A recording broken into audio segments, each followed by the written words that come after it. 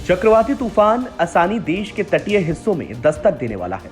हर साल जब किसी हिस्से में चक्रवात आता है तो उसके नाम को लेकर चर्चाएं तेज हो जाती हैं। कई लोगों के मन में तूफान के नाम को लेकर कई सारे सवाल पैदा होने लगते हैं। लोग सोचते हैं कि तूफान का नामकरण क्यों और कैसे किया जाता है। तो सबसे पहले आपको बताते हैं कि चक्रवात बनता कैसे है। आपको बता दें कि गर्म इलाके के समुद्र में मौसम की गर्मी से हवा गर्म होकर अत्यंत कम वायु दाब का क्षेत्र बनाती है। हवा गर्म होकर तेजी से ऊपर आती है। इससे ऊपर की नमी मिलकर संघन से बादल बनती है।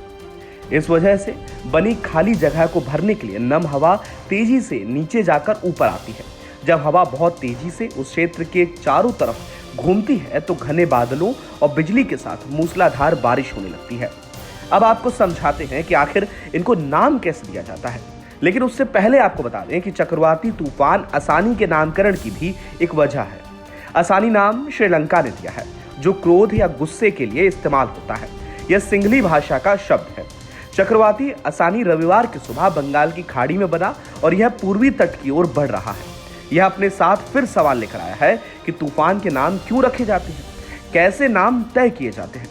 संयुक्त राष्ट्र की एजेंसी विश्व मौसम विज्ञान संगठन WMO के अनुसार किसी विशेष भौगोलिक स्थान या पूरी दुनिया में एक समय में एक से अधिक चक्रवात हो सकते हैं और यह एक सप्ताह या उससे अधिक समय तक चल सकते हैं।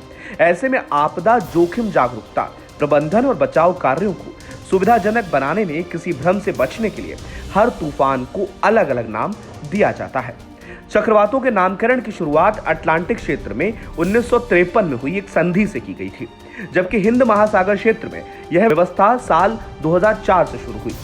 किसी भी चक्रवात के नामकरण के लिए सदस्य देश अपनी ओर से नामों की सूची देते हैं। इसके बाद उनकी अल्फाबेटिकल लिस्टिंग की जाती है। उसी क्रम में सुझाए गए नाम पर तूफानी चक्रवातों का नामकरण किया जाता है। हर बार अलग अलग देशों का क्रम से नंबर आता है। इसी क्रम में जिस देश ने जो नाम चक्रवात का दिया होता है, उसी देश के द्वारा दिए गए नाम पर उसका नाम पड़ जाता है। संयुक्त राष्ट्र आर्थिक और सामाजिक आयोग एशिया और प्रशांत पैनल ऑफ ट्रॉपिकल साइक्लोन में 13 देशों के सदस्य हैं। हिंद महासागर क्षेत्र में भारत की पहल पर 8 देशों ने तूफानों का नामकरण शुरू किया। इन 8 देशों में पाकिस्तान, श्रीलंका, बांग्लादेश, मालदीव, म्यांमार, ओमान और थाईलैंड शामिल हैं। बाद में साल 2018 में इसमें UAE, ईरान, कतर और यमन आदि देश भी जुड़ गए। शुरुआत में तूफानों को मनमाने तरीके से नाम दिया जाता था। बाद में मौसम वैज्ञानिकों ने अधिक संगठित और कुशल प्रणाली के तहत तूफानों को एक लिस्ट में नाम देने का निर्णय लिया।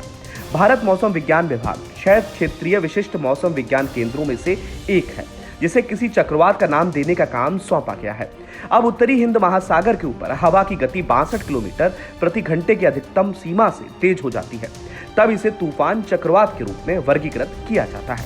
अब नाम देने के नियमों की बात करें तो वर्णानुक्रम के अनुसार व्यवस्थित देशों द्वारा दिए गए नामों की लिस्ट तैयार की जाती है। यह लिंग, राजनीति, धार्मिक विश्वासों और संस्कृतियों से तटस्थ होते हैं। एक बार किसी नाम का प्रयोग हो जाने के बाद उसे दोबारा नहीं दोहराया जाता। चक्रवात के नाम में अधिकतम 8 अक्षर हो सकते हैं। कोई भी नाम किसी भी सदस्य देश के लिए अपमानजनक नहीं होना चाहिए या जनसंख्या के किसी भी समूह की भावनाओं को आहत नहीं करना चाहिए।